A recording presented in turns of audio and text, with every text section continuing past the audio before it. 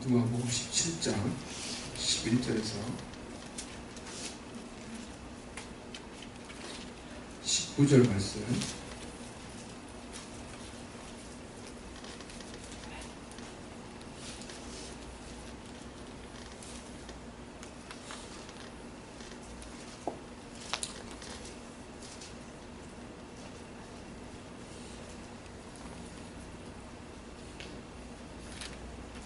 우리 함께 봉독하도록 하겠습니다.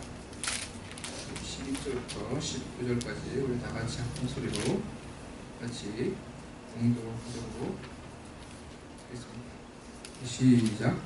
예수께서 예루살렘으로 가실 때 사마리아와 갈릴리 사이로 지나가시다가 한 마을에 들어가시니 나병 환자 10명이 예수를 만나 멀리 서서 소리를 높여 이르되 예수 선생님 우리를 불쌍히 여기소서 하거늘 보시고 이르시되 가서 제사장들에게 너희 몸을 보이라 하셨더니 그들이 가다가 깨끗함을 받은지라. 그 중에 한 사람이 자기가 나은 것을 보고 큰 소리로 하나님께 영광을 돌리며 돌아와 예수의 발 아래에 엎드려 감사하니 그는 사마리아 사람이라. 예수께서 대답하여 이르시되 10사람이 다 깨끗함을 받지 아니하였느냐? 그 9은 어디 있느냐? 이 이방인 외에는 하나님께 영광을 돌리러 돌아온 자가 없느냐 하시고 그에게 이르시되 일어나 가라 내 믿음이 너를 구원하였느니라 하시더라. 아멘. 감사의 시단으로 인생을 리모델링하라 라는 제목으로 오늘 말씀을 전하겠습니다. 감사는 그리스도인이 내뱉을 수 있는 생명의 향기와도 같은 것입니다. 우리의 마음속에 하나님을 향한 감사, 또 내 삶에 대한 감사가 가득할 때 우리의 말과 삶을 통해서 예수 그리스도의 생명의 향기가 나타나게 되는 것입니다. 바울은 고린도후서 2장 14절에서 15절에 말하기를 항상 우리를 그리스도 안에서 이기게 하시고 우리로 말미암아 각처에서 그리스도를 아는 냄새를 나타내시는 하나님께 감사하노라 라고 말했습니다. 우리는 구원받은 자들에게나 망하는 자들에게나 하나님 앞에서 그리스도의 향기니 라고 말하였습니다. 그리스도를 마음속에 모신 자들은 그들의 삶을 통하여서 예수 그리스도의 생명의 향기를 나타내며 산다라는 것입니다. 여러분, 그런 것들을 우리가 볼 수가 있죠. 보면은 어떤 분은 얼굴이 그렇게 특별히 예쁘고 잘생기고 그런 거는 아닌데 보면 볼수록 마음이 끌리고 매력이 있고 그렇게 느껴지는 사람이 있습니다.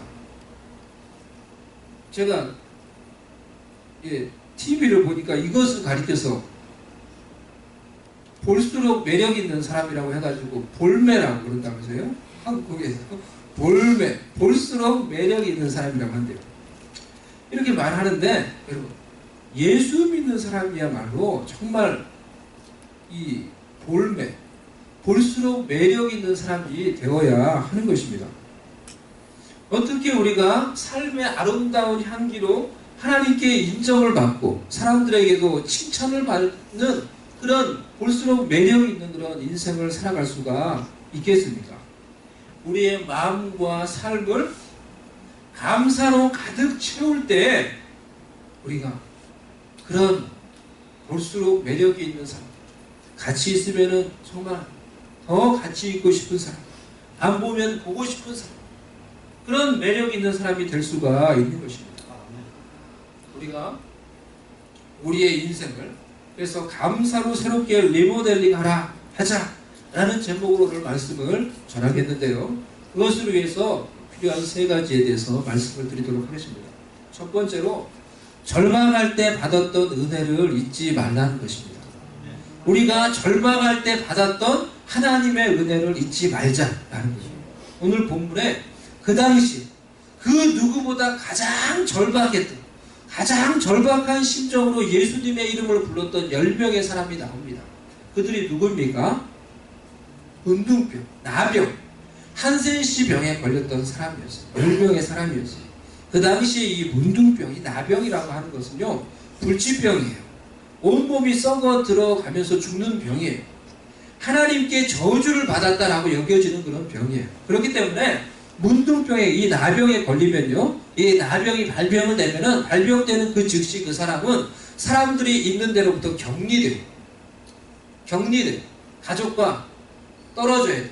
정상인들이 있는 삶으로부터 그가 떨어져서 사람들이 있지 않는 멀리 외딴 곳에 가서 자기들끼리 그곳에 모여서 사는 거예요. 사람들과 접촉할 수 없어요. 사람들과 이렇게 신체적으로 이렇게 접촉할 수 없어요. 그것이 금지되어 있어요.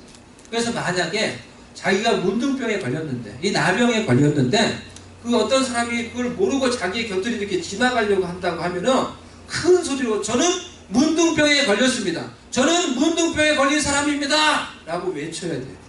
그럼 그 사람이 재수 없어. 이 문둥병에 걸린 사람이 왜 여기다 가 있어? 뭐 이러면서 가던 길을 멈추고 돌아가는 거예요. 그 사람을 멀리 피해서 가는 거예요. 사람들에게 손가락질 받고 가족과 모든 사람들로부터 격리되고 소외된 채 아무런 소망이 없고 고칠 수 있는 방법이 없어요. 그렇게 철저하게 외면당하고 소외된 그러한 삶을 살아가는 사람이 당시에 이 나병에 걸린 사람들입니다. 그럼 그 당시 그들이 살고 있는 세상 속에서 가장 천대받고 소외받았던 이 사람들이 예수님이 지나간다는 소식을 듣고 가장 절박한 심정으로 예수님의 이름을 부른 것입니다. 예수 선생님이여, 우리를 불쌍히 여겨 주옵소서.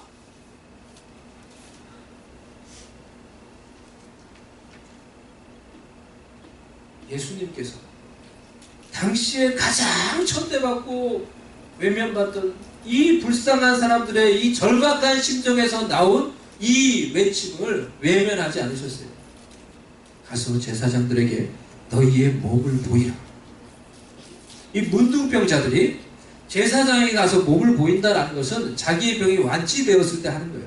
자신의 병이 나섰다라고 여겨졌을 때 그냥 다시 돌아갈 수 있는 게 아니고 반드시 그 전에 제사장에 가서 몸이 완치되었다라는 확인을 받아야 돼요. 판정을 받아야 돼요. 그래서 제사장이 보고 너는 이제 병에서 고침을 받았다 라고 이렇게 판정을 내려주면은 다시 자유롭게 가족에게로, 자기가 살던 곳으로 돌아갈 수가 있는 거예요. 근데 병이 낫지도 않았는데 예수님께서 그들을 보시고 가서 제사장에 가서 몸을 보이라 라고 말씀하시고, 믿음을 요구하는 행동입니다. 순종을 요구하는 말씀이었어요.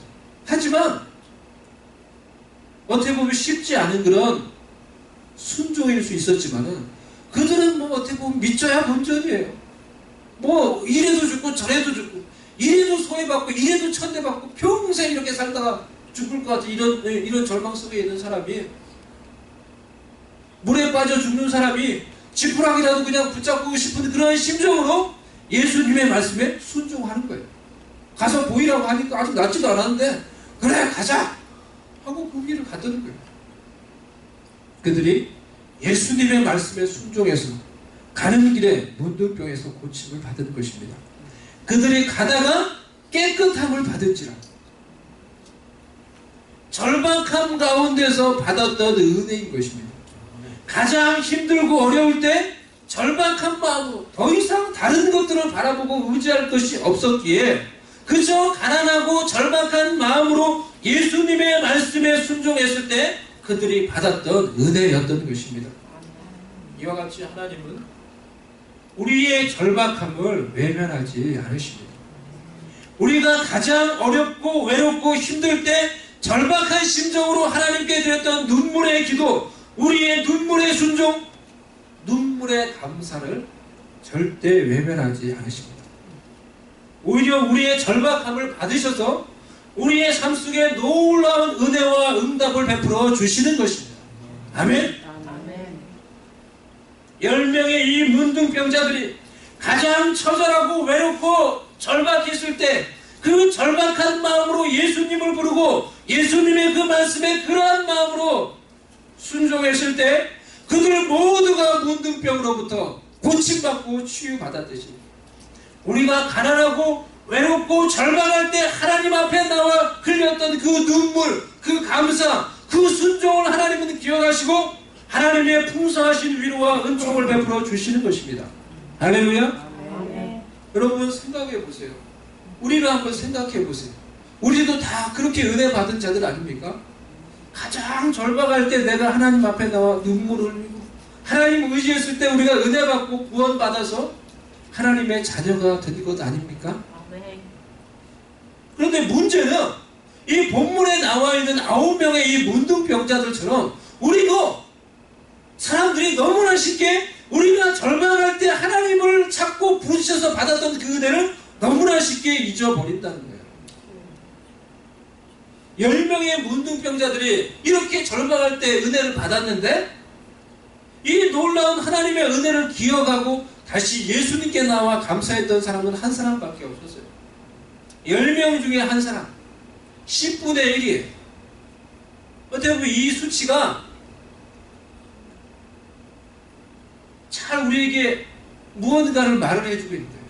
우리가 은혜를 얼마나 쉽게 잊어버리는지, 우리가 감사에 얼마나 인색한지.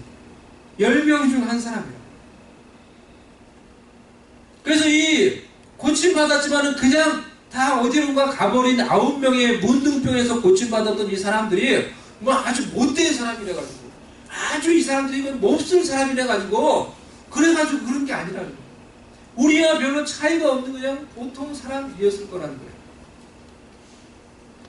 아마 병에서 고침을 받았을 때 너무 기뻐서 막 날뛰었을 거예요. 와, 고침 받았다. 너도 없어졌어. 와, 기뻐가지고 정신을 못 차리고 이렇게 좋아하다가 제사장이 갔어요.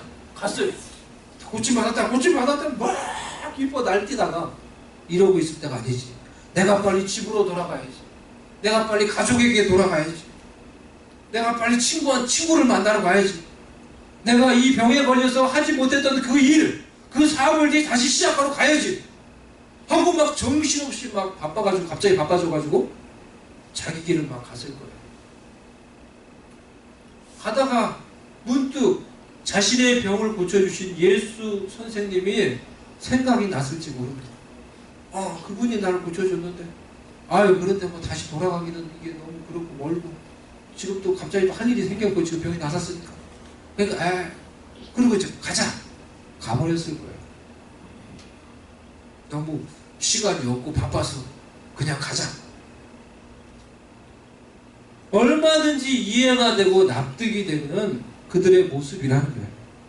우리와 별로 차이가 없는 모습이라는 거예요. 그렇지 않나요?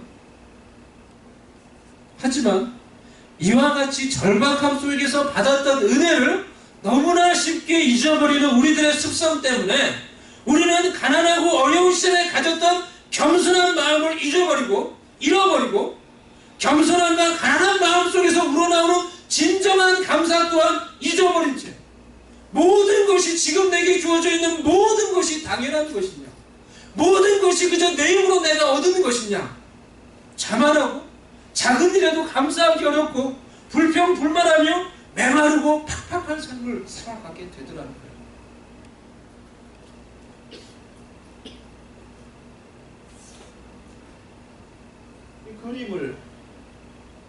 여러분 이 그림을 보면은 우리가 한 번쯤 본 적이 있는 이 그림일 것입니다. 여러분 이 그림 여러분 본 적이 있으시죠? 이 그림은 에릭 앤스트롬이라는 분이 사진작가예요.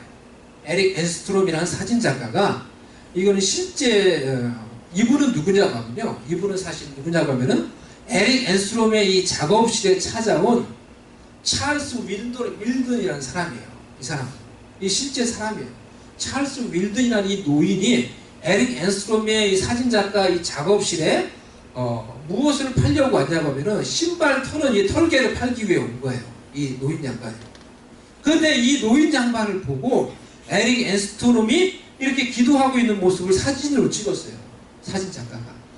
그리고 이것의 이름을 그레이스라고 붙였어요. 여기서 그레이스라는 뜻은 무슨 뜻이냐고 하면 식사 전후에 드리는 감사 기도예요. 감사라는 뜻이에요. 그리고 이름을 붙인 거예요. 그리고 그 딸이 나중에 그 사진을 그대로 유화로 그렸대요. 그래서 이 그림이 이제 감사라는 그림이에요. 에릭 앤스트롬의. 근데 이 그림을 여러분 잘 보면요, 이게 실제 이 사람의 모습이라는 거예요. 어떤 뭐 상상에서 한 게 아니고 사진을 찍고 그 사진을 그대로 그린 거예요. 이 신발 덮개, 이거 신발 터는 거, 신발 이거 터는, 흙 터는 그거 팔로 이 가난한 한 노인의 이 식사 전에 기도하는 모습을 찍은 거예요. 그리고 그린 거예요, 다시. 근데 이 그림을 여러분 잘 보면은 이렇게 이분의 식탁이 그렇게 여러분 풍성하지 않습니다. 그리고 자세히 보면 여기 성경책이 있고요. 성경책을 식사 전에 읽었는지 안경이 있어요. 그 위에 안경이 놓여져 있고, 그리고 그의 식사는 오트밀죽하고 식빵이 다예요. 그런데 이 가난하고 이 단촐해 보이는 이 식단을 앞에 두고 이 노인이 손을 모아서 하나님 앞에 기도했던 거예요. 그리고는 에릭 앤스톤이 그것을 찍은 거예요. 그리고는 그것에 대해서 감사라고 이렇게 이름을 붙였어요. 에릭 앤스트롬이 이 노인을 봤을 때 그래서 이렇게 생각을 했다고요. 아, 이 노인은 이 세상 재물은 많이 갖고 있지 못하지만은 그는 감사할 줄 아는 마음을 가졌기 때문에 이 세상 어느 누구보다 더 많은 것을 가지고 있구나 라는 그런 생각을 했대요. 어떤 그런 감동을 받은 거예요. 이 노인의 모습을 보면서. 그리고 이렇게 사진을 찍고 이것의 이름을 그레이스, 감사라고 이렇게 붙여놓고 이 작품을 세상에 공개하면서 에릭 앤스트롬은 아마 이런 메시지를 사람들에게 전하고 싶었던 거예요. 여러분, 감사라고 하는 것은 재물에 많고 나의 어떤 부유함에 달려있는 것이 아닙니다. 진정한 감사라고 하는 것은 내 마음속에 있는 절박한 가난한 마음 속에서 우러나오는 그런 내 마음으로부터 우러나오는 것이 진정한 감사입니다. 이 노인을 통해서 그런 메시지를 어떻게 보면 전하고 싶었을 거예요. 그리고는 이걸 작품으로 만들고 감사가 이런 거다 라고 어떻게 보면 세상에 말을 해준 거예요. 이 그림이 그래서 유명한 그림이 된 거예요. 여러분, 제가 미국에 처음 왔을 때 자전거를 한 2달 정도, 한 달 넘게 2달 이렇게 타고 다녔던 것 같아요. 제가 자전거 타는 걸 좋아해서 뭐 취미가 아니라 차를 사야 되는데 차를 살 수가 없어서 돈도 없거니와 돈도 조금 그래도 모으면 모으는데 있는데 차를 살려면 누가 나를 데리고 가줘야 되잖아요. 차를 사기 위해 나를 도와줘서 데리고 갈 한 사람이 없는 거예요. 차를 사기 위해서 누가 나를 차를 태워줘서 차를 보게 해줘야 되잖아요. 근데 그것을 해서 나를 도와주려 한 사람이 없는 거예요. 2달이 넘어가는데도. 정말 그 미국에서 여러분, 이게 정말 너무 힘들더라고요. 그래서 뭐 제가 하는 일은 월마트가 10분 거리에 있으니까 월마트 걸어가서 장 보고 뭐 필요한 거 사가지고 오고, 주일이면 옆에 있는 미국 교회 가서 걸어가가지고 이제 예배 드리고 오고, 학교에 자전거 타고 학교 갔다 오고, 그게 다예요. 아무도 나를 도와줄 사람이 없는 거예요. 털사라는 곳을 갔는데 믿음으로 정말 믿음으로 간 거예요. 하나님이 예배에 넣으시겠다고 믿음으로 간 거예요. 믿음으로 갔는데 정말로 갔는데 날 도와줄 사람이 없는 거예요. 네? 그래서 한 달, 2달 넘게 이렇게 그냥 자전거를 타고 다녔어요. 어디를 가려고 하면. 내가 차를 살 수가 없었기 때문에. 자전거를 한 2달 타니까 여러분, 자전거 2달 타면요, 어떻게 되냐면요, 먼저 엉덩이가 너무 아프고요, 자전거 탈 때마다 엉덩이가 너무 아파요. 그리고 이 마음속에 자전거를 탈 때마다 어느 순간이 되니까 마음이 뭔가 짠한 거예요. 이게 말할 수 없는 뭔가 짠한 거예요. 뭔가 내가 그냥 취미로 자전거를 탔으면 그런 걸 안 느꼈을 텐데, 내가 차를 살 수가 없어서 차 살려고 나를 도와줄 수 있는 한 사람이 내 곁에 없어가지고 내가 지금 자전거를 타야 된다고 생각하고 이걸 타니까, 탈 때마다 이게 마음이 뭐 짠한 게 속에서 눈물이 나는 것 같은 거예요. 마음이 막 짠한 거, 이 먹먹한 게 이게 뭔가가 느껴지죠. 탈 때마다 내가 기도하려고 안 해도 기도가 그냥 돼요. 그냥 속에서 기도가 막 나와요. 그냥 하나님 저를 도와주세요. 기도가 나오는 거예요. 하나님 나를 도와주세요. 내가 여기 있으니까 하나님, 기도가 나오는 거예요. 근데 그때 내가 가졌던 그 가난한 마음, 그러니까 자전거를 탈 때마다 내가 느꼈던 그 뭔가 말할 수 없는 그 한마디로 하면 절박함이에요. 절박함. 아무도 이곳에서 나를 도와줄 사람이 없구나라고 느껴지니까 마음이 참 절박한 거예요. 근데 그때 내 스스로 생각하기를, 내가 이때 지금 내가 가지고 있는 이 마음을 잊지 말자. 이 절박함을 잊지 말자. 그럼 내가 하나님께 늘 감사하며 살 수 있을 것 같다. 뭐 그런 생각을 했었어요. 그런 다짐을 했었어요. 근데 미국에 온 지 제가 5년이 되고 나서 지금 나의 삶을 돌아보니까 우리 집에 자전거가 4대예요. 지금 벌써. 우리 집에 차가 3대예요. 제가 부자가 됐어요. 차가 벌써 3대가 됐어요. 이번에 일한다고 또 차 사가지고. 예? 근데 내 마음속에 내가 그때 가졌던, 자전거 탈 때 가졌던 그 절박함이 없는 거예요. 그러니까 내 삶이 그때랑 비교해보면 너무나 부유하고 풍성해졌음에도 불구하고 하나님 앞에 나올 때 내 가운데 눈물이 없고 감사가 없고 내 삶이 점점 메마르고 팍팍팍 그런 신앙의 삶을 살아가고 있더라고요.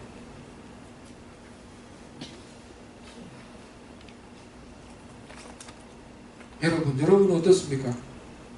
가난하고 절박했던 그 시절에 비하면은 지금 우리의 삶이 적어도 모든 것이 풍족해지고 좋아졌을 거예요. 그런데 여전히 내 삶은 괴롭고 불만이 많고 스트레스가 많고 힘들고 어렵습니까? 우리가 하나님을 향한 절박한 심령을 회복할 수 있기를 바랍니다. 가난하고 어려운 시절에 가졌던 그 절박함을 우리가 회복할 수 있기를 바라요. 그래서 가난하고 겸손하고 절박한 심정으로 하나님께 나아와 하나님께서 내게 주신, 지금 내게 주신 소중한 은혜들을 생각하면, 내게 없는 것을 생각하면 내가 불평하며 불만하는 것이죠. 지금 내게 있는 소중한 은혜들, 내게 생명을 주시고 내게 건강을 주시고 내게 발붙여 살 수 있는 힘을 주셔서 무언가를 할 수 있게 해주시고 내게 가족을 주시고 나를 구원해 주신 것, 이 소중한 은혜들을 생각하며 우리가 진정으로 하나님께 감사할 수 있는, 그래서 우리의 삶을 통하여 아름다운 향기를 드러내며 살아갈 수 있는 우리가 될 수 있기를 바랍니다. 아멘. 그래서 심령이 가난한 자는 복이 있나니 천국이 저희 것이에요. 아멘.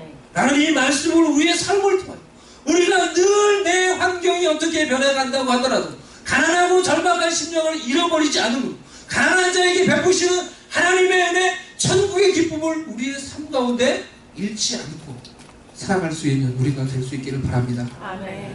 두 번째로, 어려울 때 감사의 씨앗을 심으라.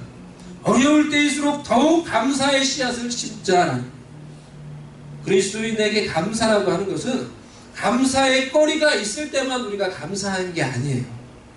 작은 일에도 그것을 믿음으로 바라보고 믿음으로 감사의 씨앗을 심으면 하나님은 우리가 심은 감사의 씨앗을 자라게 하셔서 열매를 거두게 하시는 것입니다.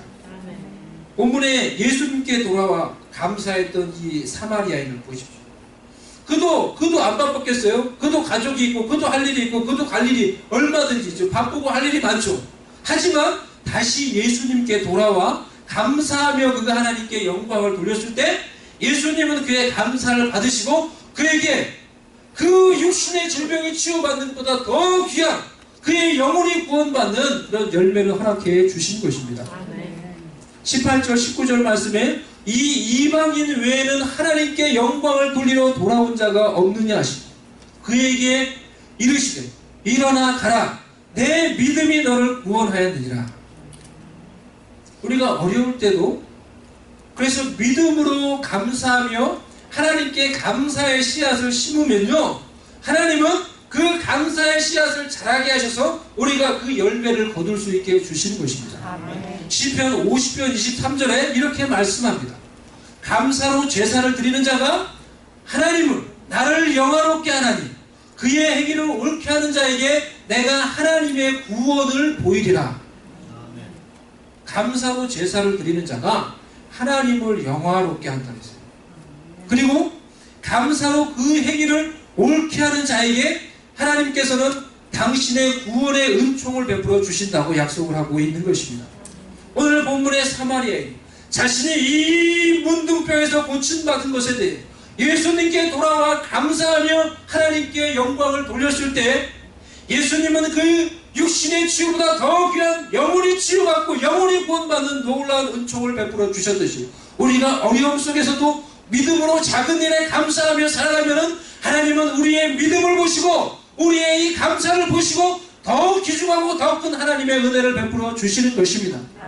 그래서 스펄전 목사님은 말씀하시기를요, 촛불 주신 은혜를 감사하면 하나님은 전깃불을 주시고, 전깃불 주신 은혜를 감사하면 하나님은 별빛을 주시고, 별빛을 주신 은혜를 감사하면 하나님은 달빛을 주시고, 달빛을 주신 은혜를 감사하면 하나님은 우리에게 햇빛의 은혜를 주시고, 햇빛을 주신 은혜를 감사하면 하나님은 영원한 어둠이 없는 영원히 빛나는 하나님의 빛을 우리에게 비추어 주신다 라고 이렇게 말씀하셨습니다. 그거 맞는 거죠. 그렇기 때문에 우리가 작은 일에도 믿음으로 감사하고 어려울 때에도 믿음으로 하나님께 감사하면은 더 큰 은혜와 감사의 은총을 우리 가운데 베풀어 주시는 것입니다. 여러분, 오늘이 우리 추수감사절인데요, 추수감사절의 기원이 된 이 영국에서 건너온 이 땅의 조상들인 청교도들의 첫 번째 추수감사절 여러분 기억하세요? 여러분, 그들이 드렸던 이 첫 번째 기원이 된 첫 번째 추수감사주일이 그들이 무슨 넉넉하게 풍성해서 하나님께 드렸던 그런 감사가 아니에요.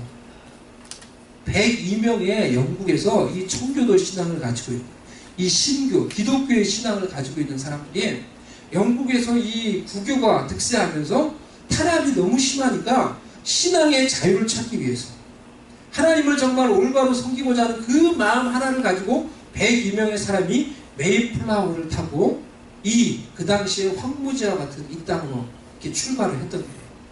근데 그 102명의 청교도 중에는 이미 영국에서 성공한 사람들이 많이 있었어요. 국회의원도 있었고요, 장군도 있었고요, 사업가, 의사, 교수 이런 사람들이 많이 있었어요. 이미 영국에서 성공하고 기득권을 차지하고 있는 이들이 그 모든 성공과 기득권을 내려놓고 그 당시에 정말 죽음의 땅 같은, 아무것도 없는 벌판과 같은 이 땅을 향해 출발했던 것은 오로지 하나님을 위한 신앙의 자유를 위해서 그들이 결단하고 포기하고 헌신하며 그 길을 출발했던 거예요. 그런데 하나님 앞에서 내리는 그런 아름다운 포기와 결단이었지만은 그들이 이곳까지 와서 정착하는 일이 쉽지 않았어요. 4개월 동안 이분들이 5,440km, 3,380마일이나 되는 이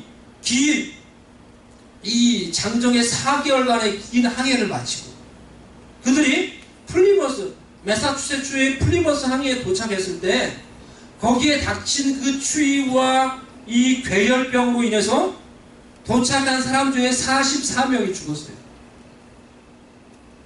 그리고 나머지 58명도 추위와 풍토병과 힘든 이 상황 속에서 죽음 가운데 죽어가면서 이 죽음과 싸워가면서 이 악전 고투를 해야 됐던 것입니다.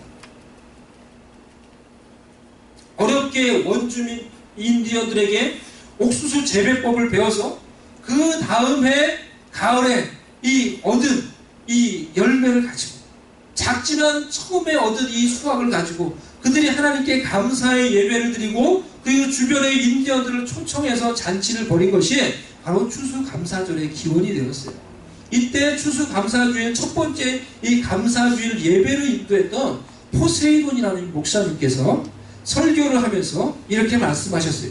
시편 116편 6절의 말씀을 읽으며 울며 씨를 뿌리러 나가는 자는 기쁨으로 거두리로다.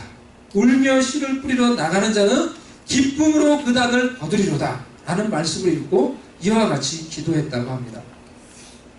12명 중에 죽은 자들이여, 이 미국 땅에 위대한 씨가 되게 하여 주옵소서. 하나님, 저희들이 죽더라도 감사하는 마음을 잃지 않게 해 주옵소서. 하나님, 저희들도 죽더라도 감사하는 마음을 잃지 않게 해 주옵소서. 이렇게 이 목사님이 예배를 인도하면서 기도했던 거예요. 여러분, 그들이 드렸던 첫 번째 감사 예배가 뭐가 풍성해가지고 잔치를 벌인 게 아니에요. 그들이 하나님을 위해서 신앙의 결단을 내리고 포기하고 이곳까지 왔지만은 그 과정 속에서 자신의 가족들이 죽고 자신의 친구들, 동지들이 죽어가는 그런 상황 가운데서 어렵게 추수를 해서 얻은 이것을 가지고 하나님께 눈물을 흘리며 감사의 예배를 올려드렸던 거예요. 그런데 하나님께서 그들이 하나님 앞에서 어려움 가운데서도 신앙을 가지고 믿음으로 눈물을 흘리며 드렸더니 감사를 받으셔서 이 미국이라는 땅을 축복해 주셔서 지금은 이 미국이라는 땅이 누구든지 오고 싶어하는 그런 세상에서 가장 축복받는 이 땅으로 만들어 주신 것입니다. 그리고 우리도 이 땅에서 하나님이 주시는 부유함을 누리며 이 땅 가운데 살아가고 있는 거예요. 그들이 뿌렸던 그 어려움 가운데서 뿌렸던 감사의 씨앗이 이 땅에 하나님의 축복을 가져오는 거예요.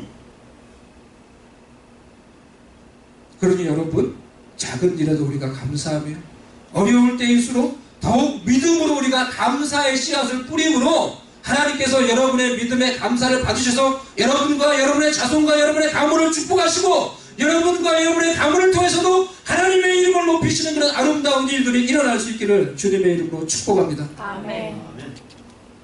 세 번째로 범사에 감사할 수 있는 믿음의 눈을 가지시기를 바랍니다. 감사는 진정한 믿음의 표현입니다. 그래서 믿음이 있는 자는 감사할 수 있는 거예요. 어려움 속에서도 우리가 믿음이 있으면 감사할 수 있는 거예요.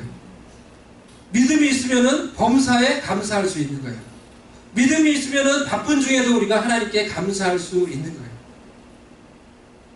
이 사마리아인도 다른 사람들처럼 바쁘고 얼마든지 은혜를 잊어버린 채 그냥 자기 길을 갈 수 있었지만은 다시 돌아와 감사를 표했어요.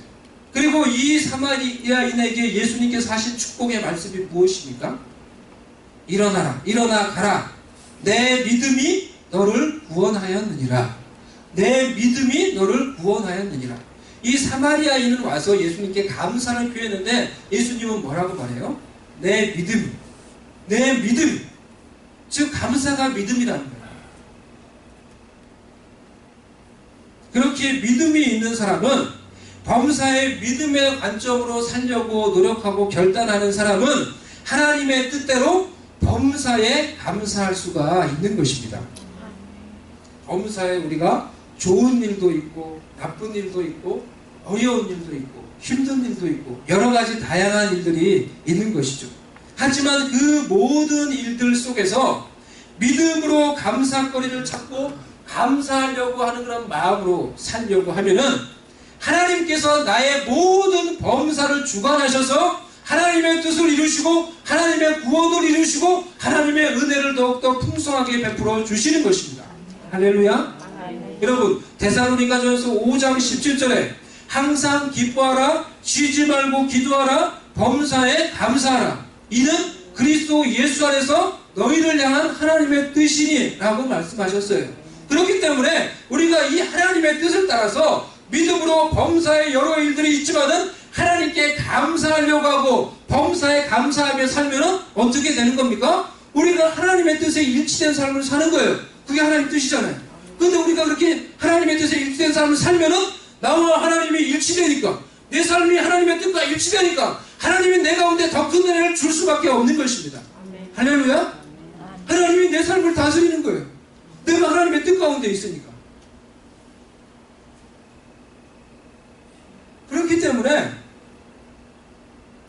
감사함으로 때로는 어렵고 힘든 일들도 우리가 감사함으로 하나님 감사합니다 라고 믿음으로 고백하며 내려놓으면은 하나님이 그것도 다스려 주시고 그 위에도 하나님의 뜻을 이루어 주시고 은총을 베풀어 주실 것입니다. 그래서 여러분 모든 삶을 감사로 볼 수 있는 그런 믿음의 눈을 가질 수 있는 저와 여러분이 될 수 있기를 바랍니다. 모든 삶 우리가 그렇게 되면 얼마나 좋겠어요. 그럼 정말 우리 가운데 은혜가 넘칠 거예요. 제가 이번 주에 그래서 감사의 말씀을 생각하면서 그렇게 살려갖고 노력을 조금 해봤어요. 아침에 일어나면서 감사. 근데 여러분 모르겠어요. 제가 그렇게 노력을 조금 해보니까 정말 감사거리들이 자꾸 생기는 것 같아요. 일하면서도 감사 일들이 생기고 아침에 일어나서 감사하면서 이렇게 시작하고 하니까 하나님이 정말 더 큰 감사의 거리를 만들어 주시더라고요. 사람을 만나도 감사하고 정말 아침에 그 사람을 만나도 아무것도 아닌데 그냥 웰치마트 가서 사람 만나는데도 그들을 통해서 은혜를 받아야 되고 위로를 받아요. 어디를 가서 뭔가를 하는데도 내가 누군가를 통해서 도움을 받아요. 참 그래서 그런 생각을 해봤어요. 아, 이 감사가 참 우리에게 축복이 될 수 있구나. 은혜가 될 수 있구나. 매일 일어나면서 감사하고 매일 잠자면서 우리가 하루에 한 가지 이상 또 기억하면서 감사하고 이런 삶을 습관적으로 우리가 늘 살아갈 수 있다고 하면은 우리의 삶이 더 풍성해지고 더 거룩해지고 더 영적으로 정말 예수님의 생명의 향기를 나타내는 그런 삶을 살 수가 있을 것입니다. 여러분 주변의 사람들 우리가 이 주님의 이 교회를 위해서 함께 손을 붙잡고 노력하며 달려가고 있는 이 내 주변에 있는 이 모든 성도님들을 여러분 볼 때 여러분 주변에 있는 분들을 볼 때에도 믿음으로 감사의 눈으로 보시고 그들을 축복하시고 격려해 주시기를 바랍니다. 비록 우리가 여전히 우리 교회가 약해요. 없는 것을 보면 여전히 우리는 얕고 연약해요. 하지만 우리 한 분 한 분을 제가 생각을 해서 믿음의 눈으로 바라보려고 하면은 정말 너무나 한 분 한 분이 소중하고 귀중한 분이라는 생각이 들어요. 다 우리가 연약하고 약점이 없다는 말이 아니에요. 연약하고 약점이 있지만 믿음으로 바라보면은 다 귀중하고 소중하고 감사해야 할 분들이라는 것입니다. 연약한 몸을 가지고도 열심히 교회를 위해서 열정을 가지고 섬기시고 어떤 분들은 말없이 순종하며 이 교회가 바로 세워져 가기를 염려하시고 또 소리 없이 순종하며 충성하시는 분들 장차 담대히 주의 복음을 전하는 그런 하나님의 놀라운 일꾼으로 쓰임받을 분들 그러한 분들이 이곳에 와 있어요. 제가 지난주에 우리 성집사님 일하시는 곳에 갔는데 제가 그걸 보면서 느꼈어요. 갔더니 집사님이 진짜 그 마트 그거 쩌렁쩌렁하게 하면서 물 스위치를 팔고 있어요. 근데 원래 자기 일이 아니에요. 내가 봤더니 아니래요. 딴 분이 하는 일인데 자기가 대신 그 일을 해주는 거예요. 근데 막 소리를 내면서 막 팔고 있는 거예요. 근데 그렇게 하니까 잘 팔려요. 제가 보니까 제가 그래서 나가면서 또 이제 봤거든요. 원래 하는 사람은 딱 와서 봤는데 원래 하는 사람은 아무 말도 안 하고 가만히 있어요. 근데 집사님은 그 사람 점심 먹으러 와서 대신 해주는 건데 막 소리를 내면서 이거 사세요 사세요. 그러니까 막 그 순간에 많이 팔리더라고요. 제가 보고 있는데도 제가 그걸 보면서 야, 이 사람이 이분이 정말 앞으로 주의 복음을 담대히 전할 사람이다. 지금은 이 스시를 팔고 있지만은 정말 주님의 복음을 저렇게 담대히 전할 그런 귀중한 일꾼이다. 그런 탤런트가 있다 저 속에. 제가 그걸 느꼈어요. 그런 생각을 했어요 보면서. 우리 속에 있는 우리가 연약한 점 단점을 보려면 끝이 없어요. 그런데 믿음의 눈으로 감사의 눈으로 보면은 우리 속에 있는 장차 하나님께서 사용하신 놀라운 가능성과 장점들이 보인다는 거예요. 우리 옆에 있는 분한테 우리 한번 얘기해 주세요. 곁에 있어줘서 감사합니다. 곁에 있어줘서 감사합니다. 이런 마음으로 우리가 서로를 정말 격려하고 축복해서 지금은 작고 연약하지만 우리 속에 있는 가능성과 그것을 믿음으로 보고 감사하며 격려함으로 정말 하나님의 기뻐하시는 성령의 공동체, 축복의 공동체를 만들어갈 수 있는 우리가 될 수 있기를 바랍니다. 아멘. 믿음으로 내 삶을 보고 믿음으로 내 가족과 내 주변에 있는 사람들을 보므로 내가 믿음으로 그들을 축복하고 격려함으로 그들이 정말 업그레이드 되고 나도 정말 업그레이드 되어서 내 삶 가운데 내 공동체 가운데 우리의 가정 가운데 하나님의 뜻을 이룰 수 있는 그런 하나님의 보다 풍성한 은혜를 내 삶과 공동체 가운데 가져올 수 있는 그런 은혜 촉매제가 될 수 있는 저와 여러분이 될 수 있기를 주님의 이름으로 축복합니다. 아멘. 자, 제가 한번 잠시 기도하겠습니다. 하나님 아버지, 제가 우리가 참으로 감사하지 못했던 그런 우리의 삶을 다시 한번 돌아보며 믿음으로 어려울 때일수록 더욱더 감사하고 어려울 때일수록 더욱더 감사의 씨앗을 심고 정말 힘들고 어려울 때 가난한 마음으로 주님의 은혜를 붙잡았던 그 마음을 다시 회복하고 믿음으로 내 모든 삶과 내 주변에 있는 모든 사람들을 감사로 바라보고 축복함으로 하나님의 은혜와 축복을 내 삶과 내 가정과 공동체 위에 가져올 수 있는 그런 은혜의 전달자, 축복의 전달자들이 우리 모두 다 되게 하여 주시옵소서. 감사로 우리의 영혼과 우리의 삶과 우리의 가정과 우리의 교회를 새롭게 세워갈 수 있는 리모델링 할 수 있는 우리가 될 수 있도록 하나님 이 시간에 우리에게 은총을 베풀어 주시옵소서. 예수님의 이름으로 기도드리옵나이다. 시간에는 우리 같이 성찬식을 거행하도록 하겠습니다. 우리 같이 찬양 한 곡 하도록 하겠습니다. 예수님의 이 땅에 오셔서 우리를 위해 살짓고 피를 내주신, 그래서 우리를 부욕해 해주시고 우리를 새롭게 해주신 은혜를 생각하며 우리 같이 이 시간에 찬양하도록 하겠습니다.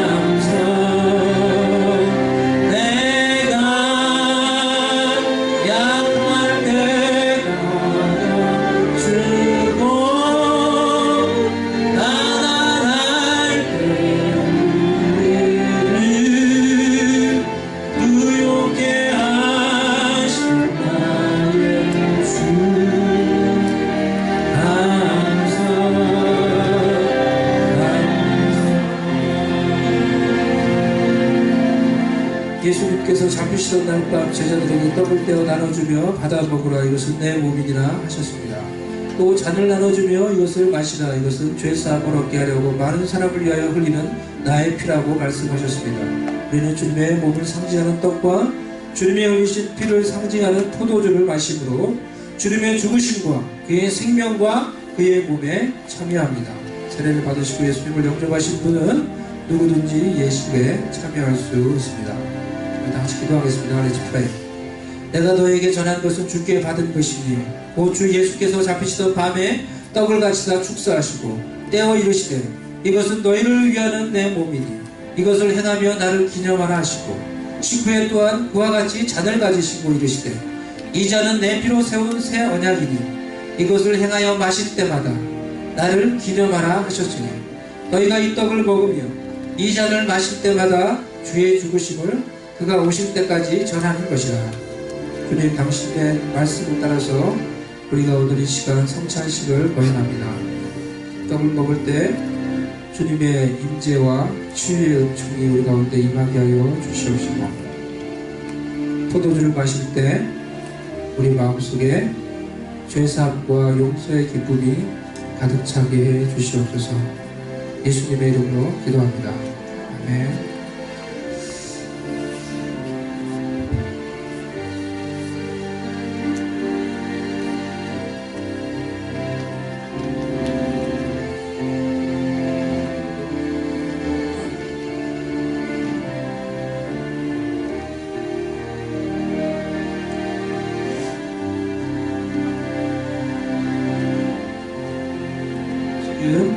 떡과 잔을 같이 나눠드리도록 하겠습니다.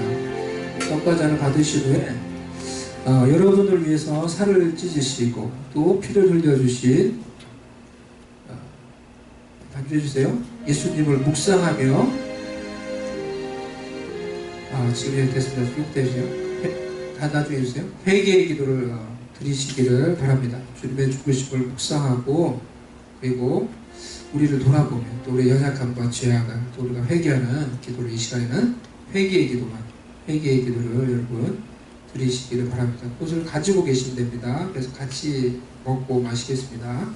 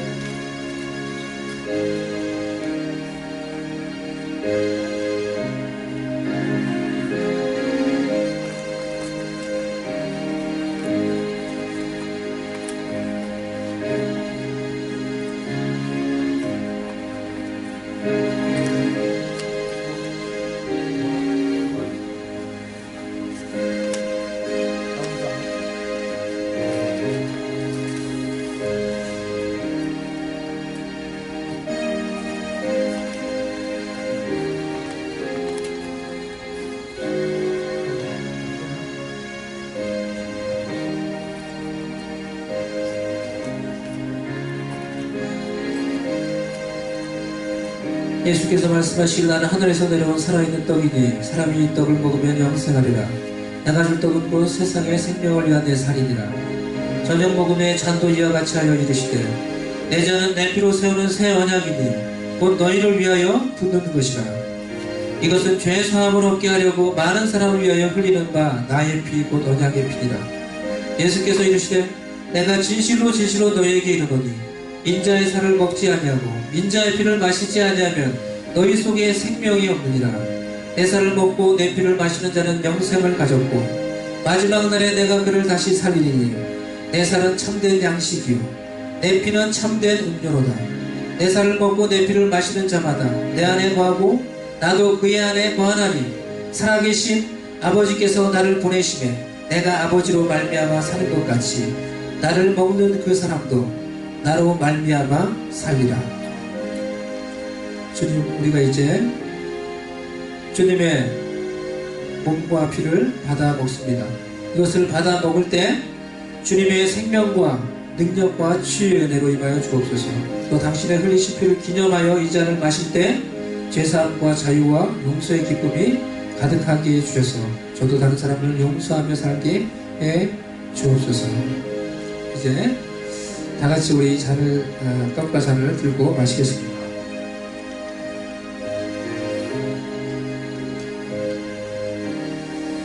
주님의 몸이시고 주님의 이 떡은 주님의 몸입니다. 우리가 이것을 받아 먹겠습니다. 이것은 주님의 피이신 피입니다. 이것을 마시겠습니다.